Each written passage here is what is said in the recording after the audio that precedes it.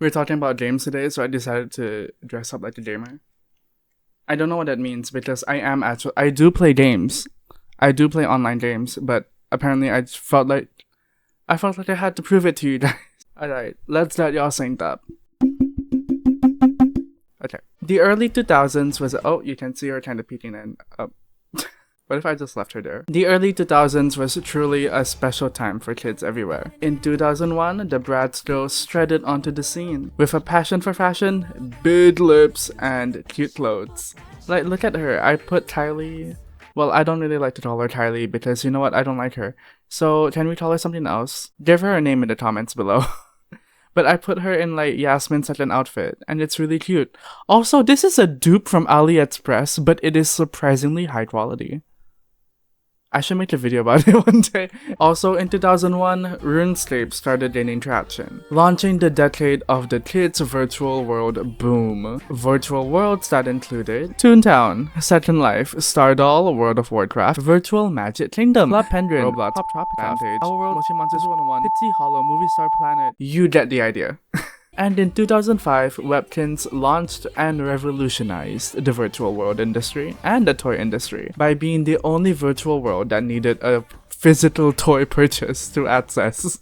Oh my god. Growing up in Malaysia, it was not common to find Bratz dolls or webkinz on the store shelves, but I loved playing with online virtual worlds. You wouldn't survive in the asylum they raised me in, and I'm sure most of you did too. These games were usually free, and as home computers became more accessible and common, it was a lot easier for kids to just log online and play virtual worlds for free.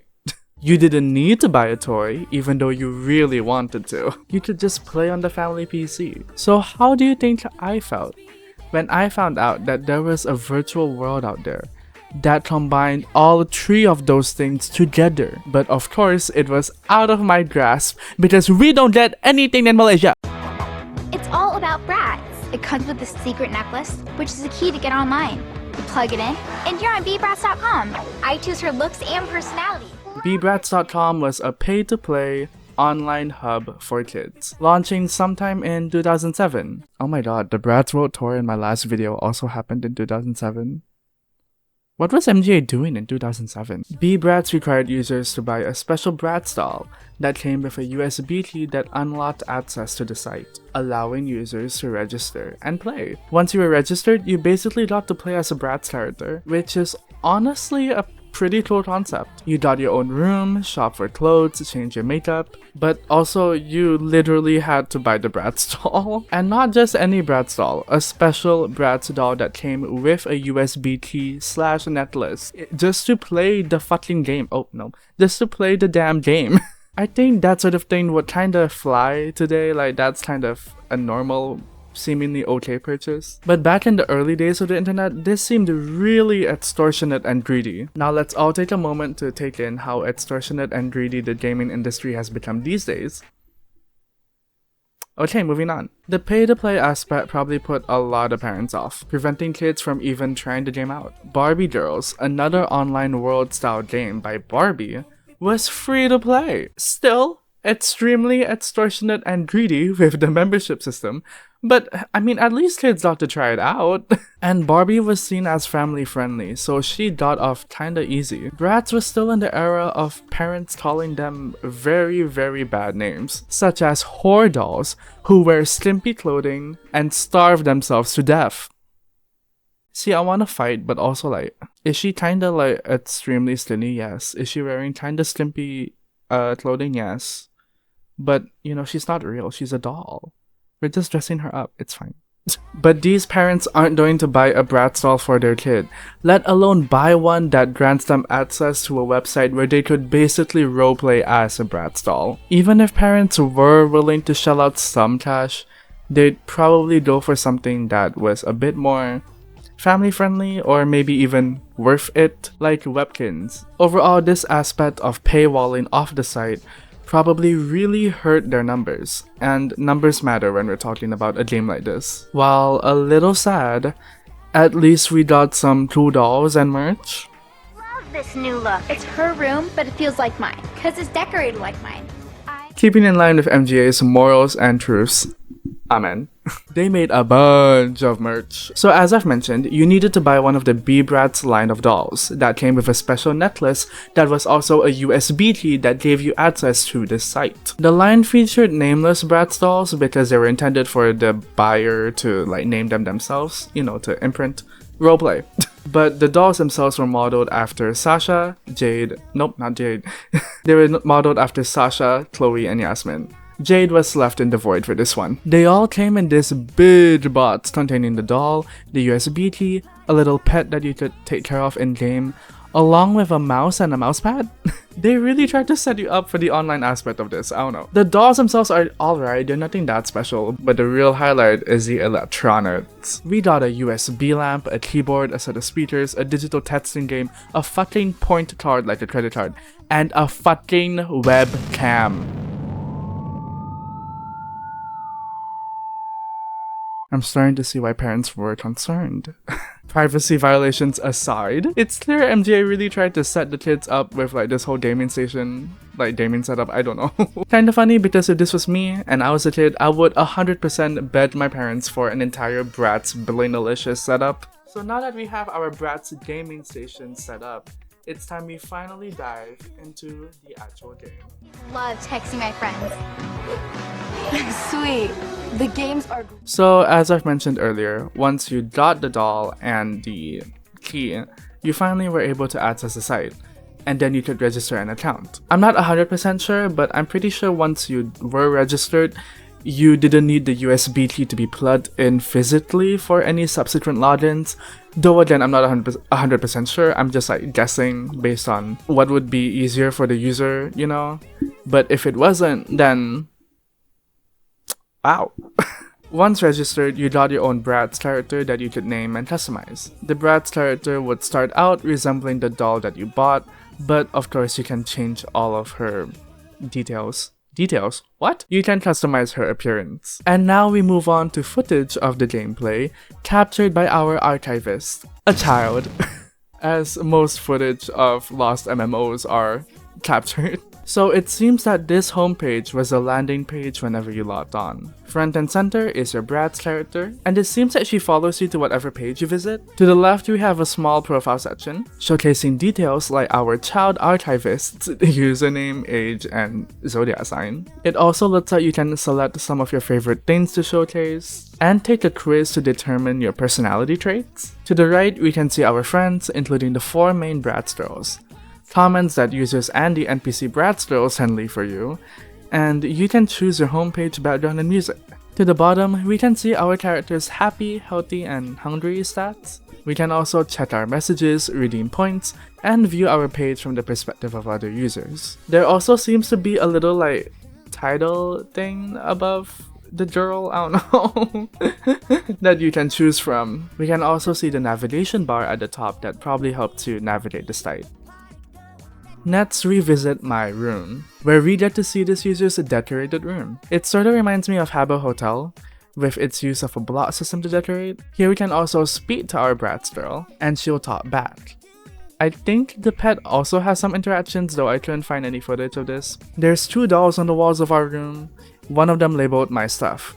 Here we can access our furniture, clothing, and food items. You can dress your Bratz here by dragging and dropping clothes onto her, kinda like those paper doll flash games. Our archivist/tour guide then shows us the Bratz World boutique. It's also worth noting that there's many more locations in the Bratz World section, though we only get to visit some locations in this clip. Anyways, the boutique allowed users to buy and dress their dolls with new clothes, each item costing points. It seems like points are the virtual currency of this game, and as we'll see later, you can gain points by playing games. Not sure if this is the only way, but it's the only way that I could find for free. The other way is by buying that fat-ass point card. According to the UI, it looks like you can choose from different styles of clothes, as well as sell items you don't want anymore.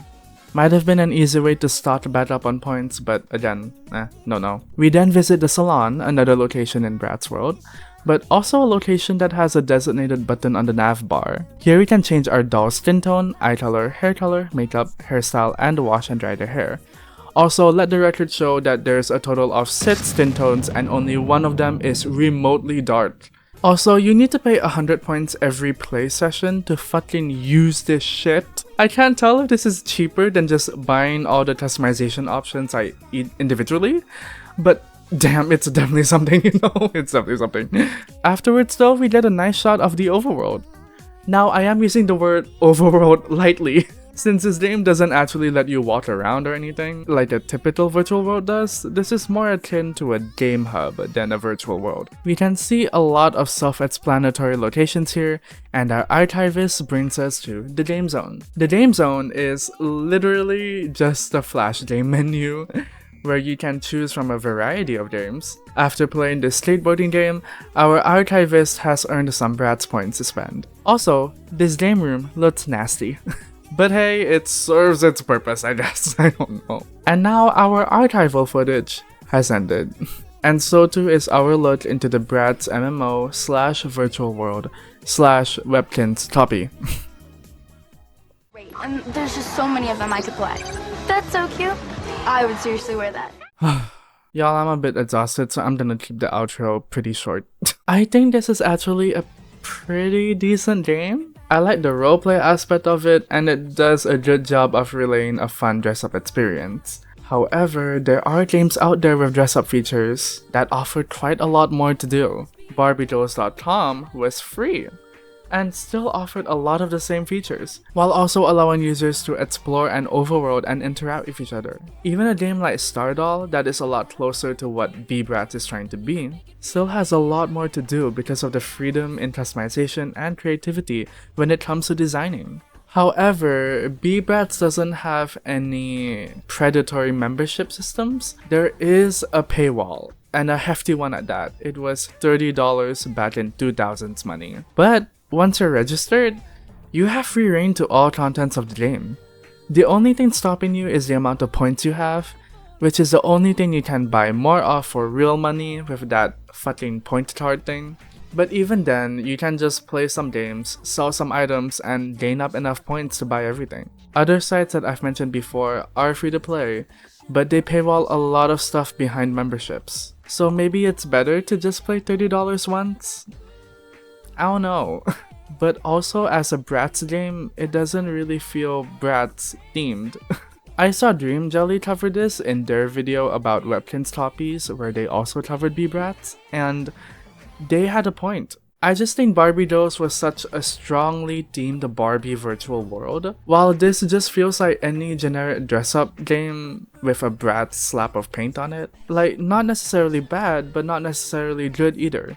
This could have easily just been a flash game, you know? I feel like the best deal would have probably been if this game was just free, similar to Stardoll. They could make some revenue by selling those fat-ass point cards along with all the electronics that you can set up. Even though I am criticizing this game a lot, I do know that I would have loved to play this as a kid. Anyways, thank you guys so much for watching. I feel like this is the longest video yet. I don't know if it will actually be longer than my past video, but in production behind the scenes, this is the longest one yet. But I had a lot of fun producing this. If you guys have played be-bratz before, please share your experience in the comments. I would love to hear all about it. Check out my other Bratz videos, subscribe for more Bratz content, and I'll see you in my next Bratz video. Hopefully, probably Bratz, if I can find something to talk about. Until then, bye. Passion for fashion.